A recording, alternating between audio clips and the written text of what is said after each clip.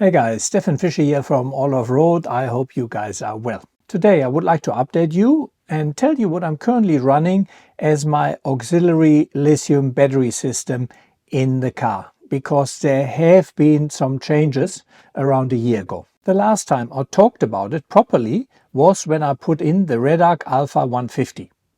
And that was back when the whole DCS situation was still fresh. A lot has changed since then. So this is an overdue update. This is my current setup. Why I made the changes I did, and after a year of real use with the new battery, what I actually think. But let me first keep you updated what happened to the Redarc Alpha 150.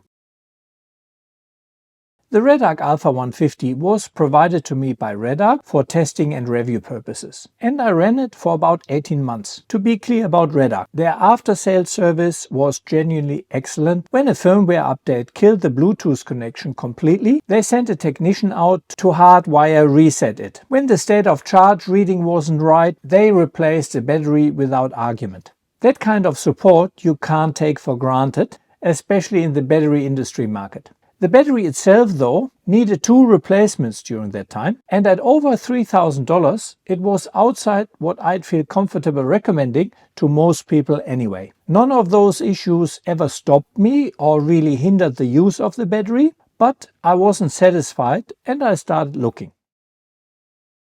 During the DCS court case, I was contacted by a few high-level electrical engineers who are specialized in lithium battery technology and who offered their expertise for court. Especially with one engineer, I had a few discussions and he voiced the idea that we maybe could do a battery together. That conversation went far enough that I seriously considered teaming up to design and produce our own battery, built around exactly what I'd want for serious four-wheel drive use.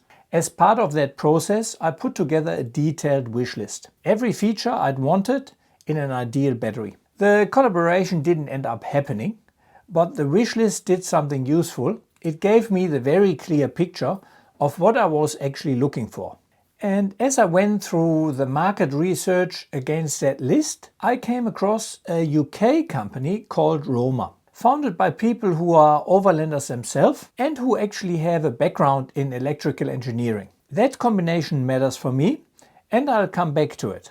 Roma's been through 4 generations of batteries by that point, with measurable improvements in each one. When I stacked them against my wish list, they ticked almost every box. So I contacted them. They had no Australian distributor at the time, and actually they unfortunately still don't. But they offered me a 160 amp hour unit for real world testing, and 2 friends of mine here in Australia who were also looking for batteries at the time each bought a 230 amp hour version. So I ended up with 3 units in the field across different setups, which gave me a broader picture than just my own experience. The 160 went into the Land Cruiser on the 20th of May 2025.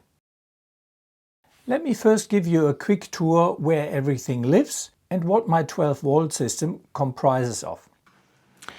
So under the bonnet, no more lithium, 2 Energizer EFB batteries, which are the starter batteries, and they also obviously do the winching and power the lights and everything.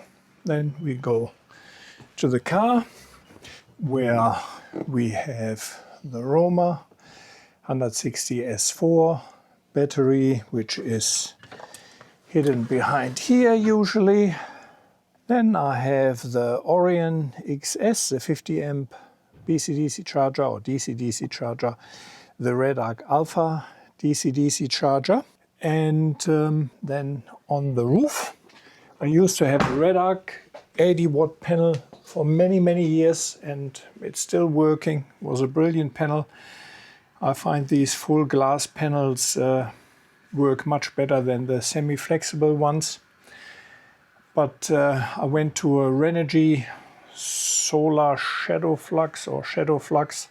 To be honest, I don't think that shadow flux does much, but it is 120 watt versus 80 I had before.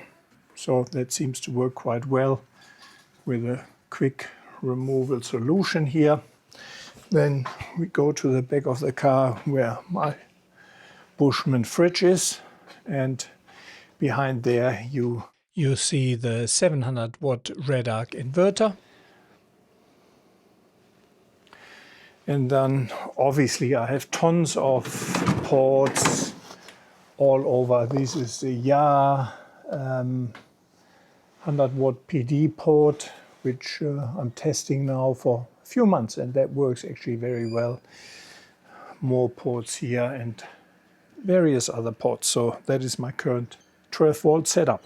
I also usually carry a mobile EcoFlow or Anker battery bank that I top up from the inverter, which lets me take power away from the vehicle for induction cooking or charging gear wherever I want to. Rounding out the system, I have a Victron SmartShunt rated at 500 amps. It sits on the negative of the battery and measures everything coming in and going out.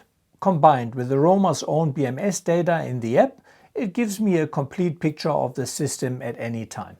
And then there is the Roma 160 SmartShunt itself. It is a 160 amp hour with 200 amps continuous discharge. Grade A prismatic LiFePO4 cells, active cell balancing up to 2 amps. Bluetooth BMS I can read from my phone. It weighs 16 kg, drops into a standard Group 31 tray. And one of the many things I really like is that the battery is fully serviceable. The lid is fastened with a few screws and a gasket, and you can easily take it off and service the battery. Let me show you how the battery looks from the inside. Left the battery open for me. Cable design certainly is quite a bit neater from what I can see. Big bus bars. Cables don't seem to route over any sharp parts.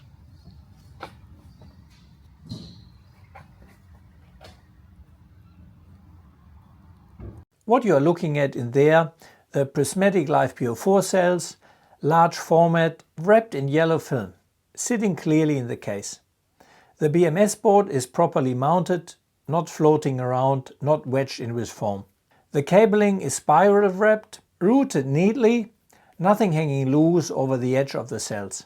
And there is a metal case inside the battery holds it all in place. It also has large bus bars and no soldering. It's a kind of internal build quality that tells you the people who designed it have actually thought about what's happening with these things in a moving vehicle on rough roads. Tight, tidy, solid. There's nothing in there that made me uncomfortable, unlike a few other batteries I have opened in the past. Quick one from me.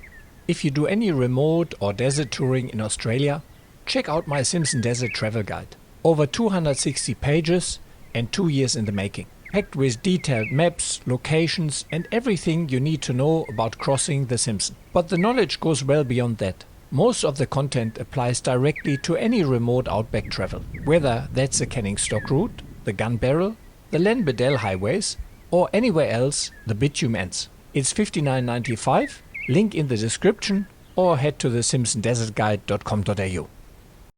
To be honest, the past 2 years haven't gone the way I planned. The DCS court case took up far more time and energy than I expected. On top of that, I had my mother passing away in Germany shortly after DCS started to sue me, and then I had my own health issues last year. So the trip count since these batteries went in is lower than I'd normally have and lower than I'd like. However, that said, it's been tested on the Victorian High Country series through June and July last year, then the full Pilliga and Beyond series across September and October last year. Then I took it up to Urangery and recently on my New South Wales High Country trip. That was just last month. So the battery has received reasonable use over the past 12 months. And across all of it, the 12 volt system hasn't once been a reason to think twice. I guess that is really what you want with the battery system. Once it's all set up and working, you shouldn't really have to think about it and it just does its thing. And that is exactly what happened with the Roma.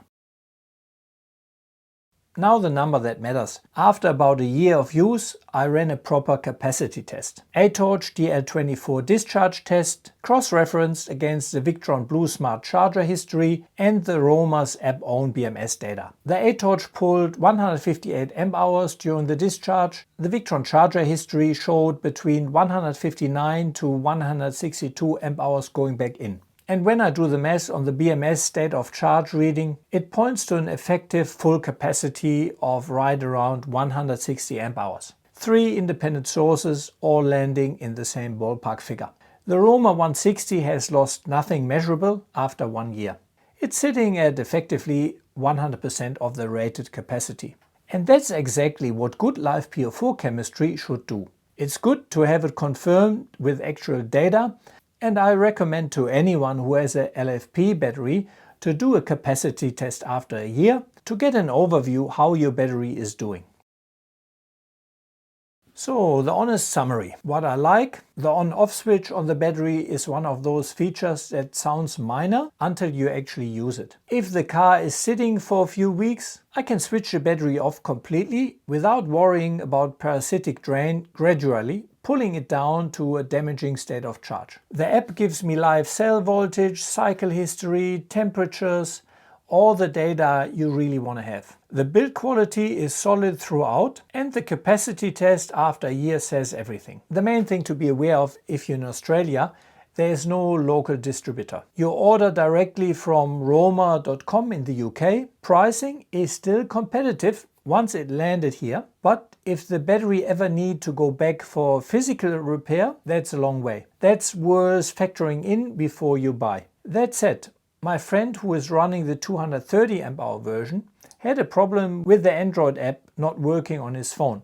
Turned out to be his phone, by the way. However, he contacted Roma in the UK and the support was quick and actually fixed the problem. Remote support, in my experience and his, has been good. One more thing, quite important to me, especially after the whole DCS saga, is really who makes the battery. A lot of battery brands that come into this market, particularly here in Australia, are run by people who came from import, distribution, not necessarily from electrical engineering. The result is often a rebadged product with a good looking case, but not necessarily much behind it.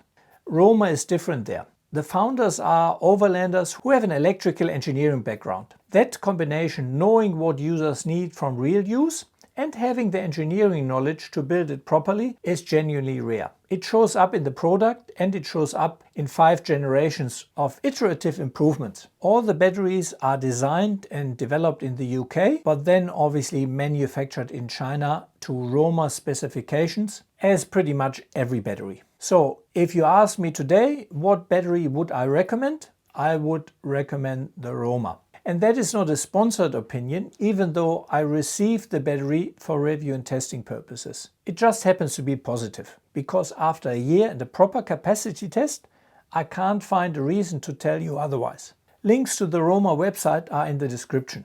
They also publish full data sheets, compliance documentation and warranty terms, but as always, do your own research and make the right call for your setup and your needs. So for the time being, I don't see the need to change to a different battery system, and I will keep you updated over the years how the Roma continues to perform. If you have any questions, ask me in the comment section. Thank you very much, and that's it for today.